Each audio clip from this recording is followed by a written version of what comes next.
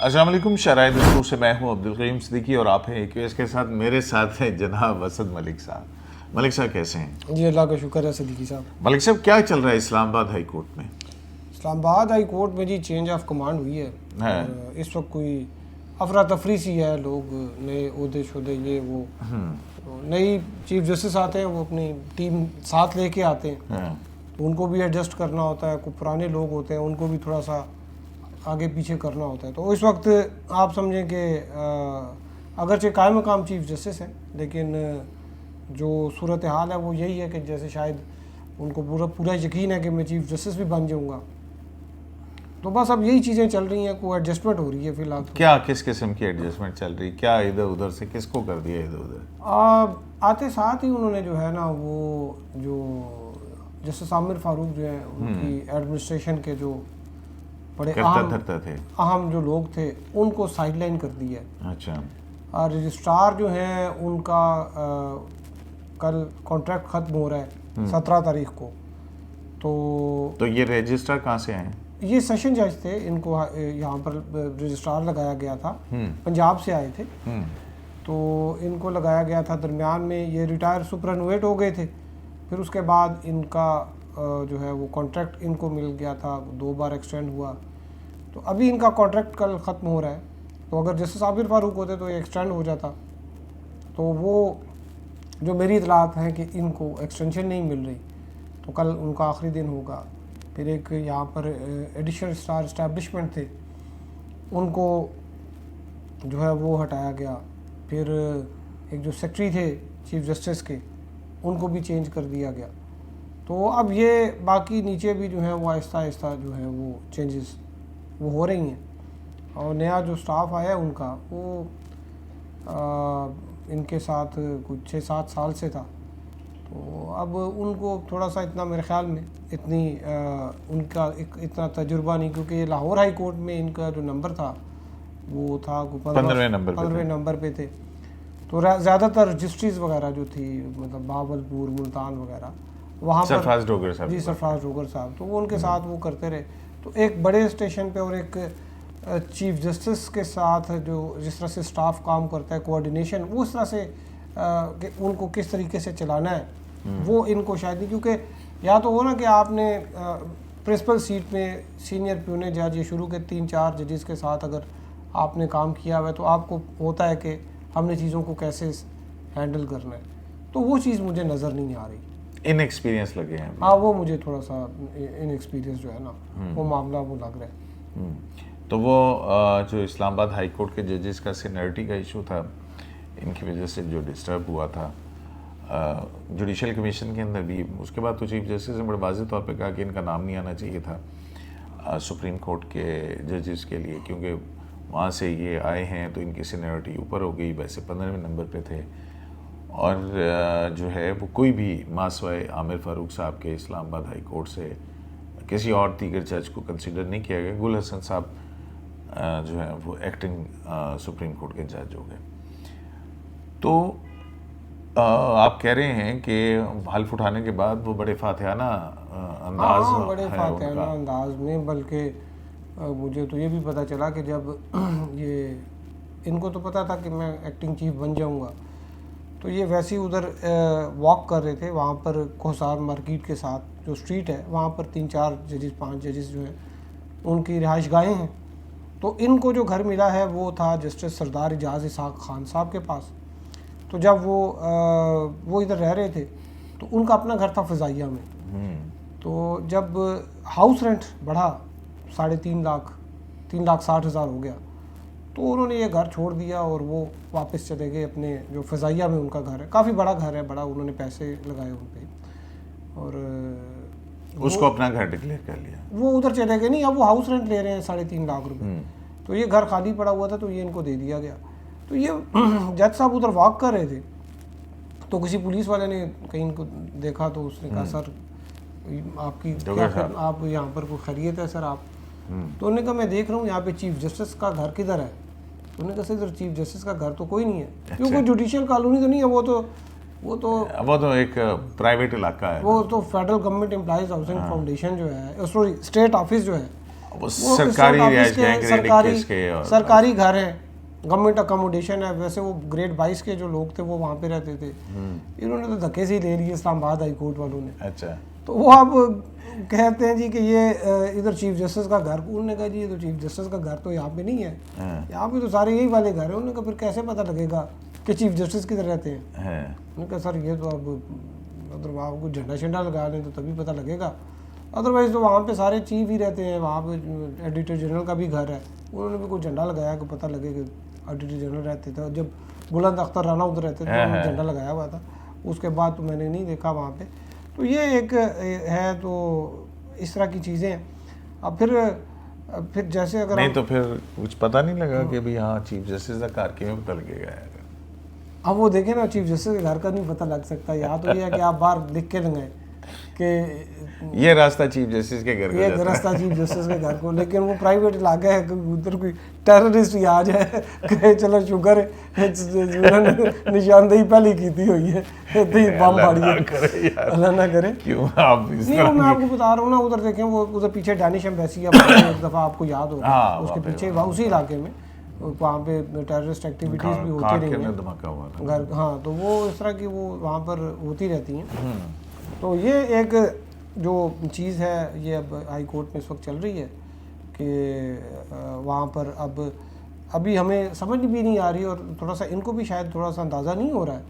इनका ये ख्याल है कि जो लेके आए हैं वो शायद चीफ जस्टिस भी बनवा वो लेके आए। कौन लेके आए? जो लेके आए हैं। कौन लेके आए? देखिए हमारे यहाँ पे कौन लेके आता है? कौन लेके आया? हुकूमत। अच्छा, हुकूमत, ठीक है, हुकूमत लेके। हुकूमत प्रेसिडेंट आर्टिकल 200 के तहत, आप शायद इस्टेब्लिशमेंट समझ रहे हैं। हाँ, अच्छा, वो आर्टिकल 200 के तहत इनको लाया गया ना। एस्टेब्लिशमेंट समझ रहा हूँ। अच्छा, आर्टिकल 200 के तहत। लेकिन एस्टेब्लिशमेंट क्यों लाएगी? एस्टेब्लिशमेंट का क्या इंटरेस्ट है इसमें? इस्लामाबाद हाई कोर्ट में अगर इस्टेब्लिशमेंट का इंटरेस्ट नहीं है तो पाकिस्तान की किसी भी हाई कोर्ट में नहीं है। अच्छा, हाँ, क्यों? अब देखिए ना, फेडरेशन से मुतालिक सारे केसेस यहाँ पर लगते हैं। यहाँ पर जनाब ISI की जुरिसडिक्शन जो है वो इस्लामाबाद हाई कोर्ट जो है उसको इख्तियार है हाई कोर्ट की, वो ISI की जुरिसडिक्शन उसमें है। फिर वो ये अपनी ISI की जुरिसडिक्शन, ISI जो है इस्लामाबाद हाई कोर्ट की जुरिसडिक्शन में आती है। नहीं, हाँ, इस्लामाबाद हाई कोर्ट तो मिसिंग पर्सन के सारे केसेस यहाँ पर लग रहे हैं। आप देखें, नहीं तो वो बलूचिस्तान हाई कोर्ट में भी लग रहे हैं, नहीं वो वहाँ पे भी हैं। वो यहाँ पे जुरिसडिक्शन बना लेते हैं ना जी कि जी ISI इधर है, वो तो जुरिसडिक्शन तब होगी ना तब अगर यहाँ से कोई आदमी उठाया गया होगा। अदरवाइज जुरिसडिक्शन जो है वो किसी दफ्तर की वजह से तो नहीं होती। जैसे देखिए साहब, मतलब फेडरल गवर्नमेंट जो है, जो फेडरल गवर्नमेंट के केसेस हैं ना, वो सारे इस्लामाबाद हाई कोर्ट में ज़्यादातर यहाँ पर लगते हैं। तो फिर यहाँ पर जो जिस तरीके से पहले तो आप देखें ना, मैं तो इसको हाई कोर्ट को 2008 से कर रहा हूँ ना, तो शुरू में तो इसका इतना वो नहीं था यहाँ पे। वो जज किस वक्त देखें ना, अब ये जो सीनियरिटी वाला इशू है, चीफ जस्टिस ने तो ये कहा, अभी जब ये जुडिशल कमीशन की मीटिंग के बाद उन्होंने मीडिया से बात की थी, उसमें उन्होंने बड़ा जो IMF के वक्त से मिले थे तो उन्होंने कहा था कि जी मेरा इसके ऊपर रिजर्वेशन है, आर्टिकल 200 के तहत ट्रांसफ़र जो है ना वो ठीक है हो सकती है, लेकिन नाम उनका नहीं आना चाहिए। सीनियरिटी के हवाले से उनका नाम इधर नहीं आना चाहिए। ये तो बात ठीक थी उन्होंने। और उस पर फिर अटर्नी जनरल ने भी आर्गूमेंट्स दिए, वो कहते हैं मिनिटेड हैं हमारे उसके जुडिशल कमीशन के उसमें। तो अब अटॉर्नी जनरल के क्या वैसे रिमार्क्स थे? कुछ पता नहीं लगा कि क्या उन्होंने कहा, मुखालफत की है या नहीं की है। मुझे जो पता लगा कि उन्होंने मुखालफत की है, जाहिर है। तो उसके बाद जो है अपना जो 5 जज साहिबान हैं जिन्होंने सीनियरिटी के हवाले से लिखा था मामला, एक तो वो कब सुप्रीम कोर्ट आ रहे हैं, आया वो आ भी रहे हैं या नहीं आ रहे, क्योंकि एक और दरख्वास्त जो राजा मुक़सिद उसमें पिटिशनर हैं और इदरीस साहब जो हैं वो जी राजा एडवोकेट वकील जो है, हाँ इदरीस साहब एडवोकेट हैं जो हैं वो उन्होंने चैलेंज किया है। उनका तो ट्रांसफ़र का नोटिफिकेशन भी उन्होंने चैलेंज किया है। ठप्पा लगाएंगे शायद उसके ऊपर। क्यों? राजा मुक़सिद साहब आपके ख्याल में फ्रेंडली अपोजिशन है? राजा साहब एक अच्छे मतलब वकील हैं, लेकिन वो इस तरह की कोई कंट्रोवर्सीज में वैसे इस तरह से आते नहीं हैं। और दूसरी ये बात है कि उनका देखिए अब आर्टिकल 200 वाला जो था, अब इनका तो नोटिफिकेशन जो है बाद में 196 वाला भी हो गया है। तो वो 200 तो अभी वो तो उसके एक सब्सिक्वेंट डेवलपमेंट होगी है, उनको तो 196 का भी चैलेंज करना चाहिए। अब तो नई अपॉइंटमेंट होगी, ओथ भी ले लिया। अच्छा, इसके जो नोटिफिकेशन है उसके अंदर बाकी जो एक्टिंग चीफ जस्टिस बने हैं उनमें तो है कि सीने ने जुनैद अकबर साहब सीने ने सिंध हाई कोर्ट के जी चीफ जी, एजाज सवाती साहब का लिखा हुआ और स्वाति साहब का लिखा हुआ है, अतीक शाह साहब का भी लिखा हुआ है। तो ये इनका नहीं लिखा, जज ऑफ हाई कोर्ट लिखा है इनका। अच्छा, ये चीज़ बड़ी, मैं आपको बताऊं, ये मैं आपसे कि ये चीज़ एक बड़ी परेशान कुन है किसके लिए? जस्टिस डोगर है उनके लिए, कि आप उधर से आए हैं और आपको यहाँ पर सीनियरिटी में नोटिफाई भी कर दिया गया सीनियर प्यूने जज, लेकिन एक जो हुकूमत नोटिफिकेशन जारी कर रही है ना, देखिए 196 में कोई जुडिशल कमीशन तो नहीं था, वो तो सदर ने अपॉइंट करना था इनको, ठीक है। अब सदर जो नोटिफिकेशन जारी कर रहा है और जो कि वजारत कानून इंसाफ जारी कर रही है, उसमें लिखा हुआ है जज of the Islamabad high court, senior प्यू ने नहीं लिखा, बाकियों के साथ लिखा है। यानी कि हुकूमत ने ये एडमिट किया है कि ये कुछ मुतनाज़ा है इनकी सीनियरिटी। तो ये सीनियरिटी के तो बड़े केसेस हो चुके हुए हैं ना। जी जी, एक तो वो कासी साहब का और रियाज साहब का भी था, है ना। जस्टिस रियाज अहमद खान रियाज थे अहमद खान और जस्टिस मोहम्मद अनवर खान कासी, एक ही दिन उन्होंने ओथ लिया, और बाद में पहले शुरू में रियाज अहमद खान साहब जो थे, कासी साहब सीनियर थे, बाद में रियाज अहमद खान साहब को किया गया, फिर इनकी एक रिप्रेजेंटेशन जो है फिर कासी साहब को दोबारा किया, एक रिप्रेजेंटेशन गई थी लॉ मिनिस्ट्री में, फिर लॉ मिनिस्ट्री के बाद मामला सुप्रीम कोर्ट में गया था, तो वहाँ से फिर कासी साहब जो है उनको सीनियरिटी मिल गई थी और वो चीफ जस्टिस भी बन गए थे। रियाज खान साहब जो है वो चीफ जस्टिस नहीं बने थे, उनको फिर फेडरल शरीयत कोर्ट में जो है वो लगाया गया। अच्छा, इसमें जो रिप्रेजेंटेशन इन्होंने डिसमिस किया उसमें आमिर फारूक साहब ने लिखा है कि कॉन्स्टिट्यूशनल वॉइड है ये, ठीक है ना, मतलब है इसमें कोई प्रॉब्लम है कॉन्स्टिट्यूशन का। आर्टिकल 200 तो कभी इंटरप्रेट भी नहीं हुआ अभी तक, आज तक, ये पहला है। तो उन्होंने ये भी लिखा कि जी इंडिया में तो ये इसका बहुत ज़्यादा इस्तेमाल होता है, पाकिस्तान में ये बहुत कम इस्तेमाल हुआ है। तो अब एक चीज़ अब इस्तेमाल नहीं हुई है तो उसका वो उसको रिडंडेंट भी हम। अच्छा, वो जो आमिर फारूक साहब का ऑर्डर है जो, जी जी, वो क्या है? वो जुडिशल ऑर्डर है, वो कोज़ाई जुडिशल है, वो एग्जीक्यूटिव साइड के ऊपर उसको डिटरमिन किया है, क्या है उसको? वो क्या कहते हैं? एडमिनिस्ट्रेटिव ऑर्डर है, एडमिनिस्ट्रेटिव ऑर्डर। जी जी, वो एडमिनिस्ट्रेटिव ऑर्डर है और उसको चैलेंजेबल है वो चैलेंज, क्योंकि आप देखें ना, आप चीफ जस्टिस का ऑर्डर है उसी हाई कोर्ट में तो चैलेंज नहीं कर सकते ना, और 5 सीनियर जजेस हैं, चीफ जस्टिस का ऑर्डर किसी जूनियर जज के सामने भी नहीं लगेगा। अब उसको ये चैलेंज करेंगे सुप्रीम कोर्ट में ही, फोरम भी वही बनता है। अब इनका एक वैसे ट्रिब्यूनल भी मेरा ख्याल में शायद इनका बना था कोई यहाँ पे, लेकिन ये उसमें भी नहीं जा रहा ये मामला, उसमें भी सीनियर जजेस हैं जो इस्लामाबाद के, जो ये जुडिशल ट्रिब्यूनल भी है किस तरह का एक बना तो था। अल्टीमेटली ये लैंड करेगा सुप्रीम अब ये सुप्रीम कोर्ट में ये लैंड करेगा। तो अब कब मेरे ख्याल में या अभी जो हफ्ता आ रहा है ना, ये आंदा जज साहिबान जो है वो उनमें कौन, वो पिटिशनर बनने जा रहे हैं? तो लिटिगेंट बनेंगे ना जी, जज का कभी लिटिगेंट नहीं बने। आपने कभी किसी जज को साहिल बनते नहीं देखा? साहिल किस तरह से? मुझे पीसीओ जज साहिल बन गए थे। अच्छा, फिर रियाज अहमद खान साहब जो थे उनकी पिटीशन हुई थी, फारूक इरफान जो थे उन्होंने मुजाहिरा की वो तो उनको हटा दिया गया था ना, मतलब 31 जुलाई की जजमेंट के उसमें फिर वो जस्टिस फारूक इरफान और जस्टिस मुजाहिर अकबर नकवी, उनका भी एक मैटर था सीनियरिटी का। हाँ, सीनियरिटी का, तो वो लिटिगेंट बन वो जाते हैं। मंसूर साहब थे उस वक्त चीफ जी जी, है ना। तो जजेस जस्टिस मंसूर जी शाह, तो जजेस जो हैं वो तो पिटिशन कर सकते हैं ना, उनका आप ये तो एक उनका कॉन्स्टिट्यूशनल राइट है कि वो अपना जनाब वो अपना इख्तियार करें। आपको पता है काजी फैज ईसा साहब की पिटीशन जो रेफरेंस के खिलाफ काजी साहब भी वसाइल थे, देखें वो या अफरीदी साहब ने कहा था कि जजेस को लिटिगेशन में नहीं आना चाहिए, नहीं वहाँ, और इस बुनियाद के ऊपर उन्होंने उनकी डिसमिस की थी, लेकिन पाकिस्तान बार काउंसिल और सुप्रीम कोर्ट बार की जो पिटीशनें थी वो उन्होंने एक्सेप्ट कर ली थी। उनका थोड़ा सा मुख्तलिफ व्यू होता है वो, क्योंकि जजेस कोड ऑफ कंडक्ट के अंदर भी है ना कि जजेस को लिटिगेशन के अंदर नहीं जाना चाहिए, पर्सनल इंटरेस्ट आ जाते हैं और बहुत सारी चीज़ें आ जाती हैं। तो ये इस वक्त जज साहिबान, क्योंकि मोहसिन कियानी साहब हो गए, गुल हसन औरंगजेब साहब तो ऊपर चले गए, तारिक जहांगीरी साहब हैं, बाबर सतार साहब हैं, हैं, सरदार इजाज साहब साहब हैं, और सिमन रिफत जैसे समन रफत साहब हैं। हाँ। अब देखिए, तो ये मामला तब कैसे चलेंगे? अगले हफ्ते की क्या कॉज लिस्ट आई है? मैं आपको उन्हीं कॉज लिस्ट तो आ गई है, मुकदमात सुन रहे हैं, लेकिन सदीकी साहब जो ज़्यादा जो इशू है और जो मतलब कंसर्न है वो तो है कि आप लिटिगेट्स का भी अगर आप देखें कि एक हाई कोर्ट में अगर हारमोनी नहीं होगी, 5 सीनियर जजेस जो हैं वो एक तरफ होंगे, नए चीफ जस्टिस हैं वो एक तरफ है। नहीं, ये क्रिकेट टीम में हारमोनी नहीं होगी, क्या मतलब है? अब उन्होंने जो वो मुकदमा मानते नहीं आएगा है उसके ना, मुताबिक जो है वो उन्होंने फैसला वो करना है। उनको चीफ जस्टिस नहीं मानते, तो अब वो उधर वहाँ पे हर बंदे ने जो है वो 1.5 इंच की मस्जिद जो है वो बनाई है। अब ये तो देखिए ना, अब ये चीज़ें तो अब सेटल होने वाली हैं, ये तो या तो सुप्रीम कोर्ट डिसाइड करे। अब दूसरा, जैसा आपने भी बताया कि चीफ जस्टिस जो है उनका इनके हवाले से एक स्टांस है, एक उन्होंने कि भाई इनका नाम नहीं आना चाहिए था ऊपर। जो चौथा है कि उन्होंने एक एडिशनल एक लिस्ट भेजी थी ना। बिल्कुल। एक और बात भी चीफ जस्टिस ने कही, और वो ये थी, वो किसी ने पूछा उनसे, इन्होंने कहा कि आप गुलिस्तान औरंगजेब साहब को ऊपर ले आए हैं सुप्रीम कोर्ट के जज के तौर के ऊपर, तो क्या वो स्टिल जो चीफ जस्टिस बनने की दौड़ है क्या उसमें शामिल है? तो उन्होंने कहा यस ऑफ कोर्स, यस। अच्छा, बड़े असर्टिव बंदा, बहुत असर्टिव बंदा। अच्छा, यस, हाँ क्यों नहीं।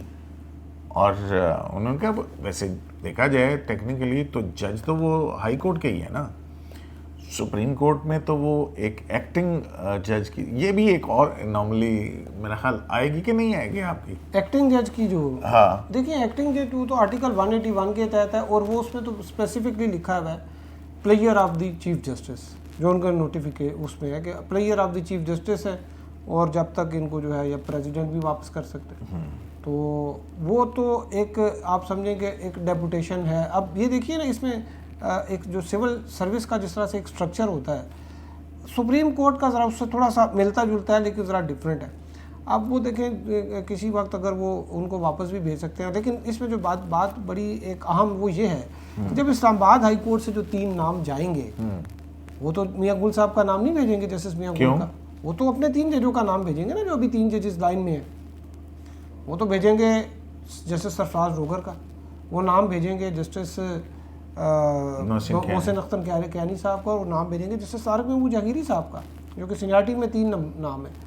अब ये है कि जुडिशल कमीशन ऑफ पाकिस्तान के भी अपने एक रूल्स हैं, वो उसी वक्त भी मंगवा सकते हैं कि भाई आप इनका जुडिशल कमीशन ऑफ पाकिस्तान तो ये कहता है ना कि पहले 3 सीनियर जज जो हैं, वो तो देखिए रूल्स में है ना, लेकिन रूल्स के अंदर है, रूल्स में है, लेकिन ये कह सकते हैं कि मियां गुल साहब का भी भेज दें, तो आप अपना एक ड्राफ्ट कर देना।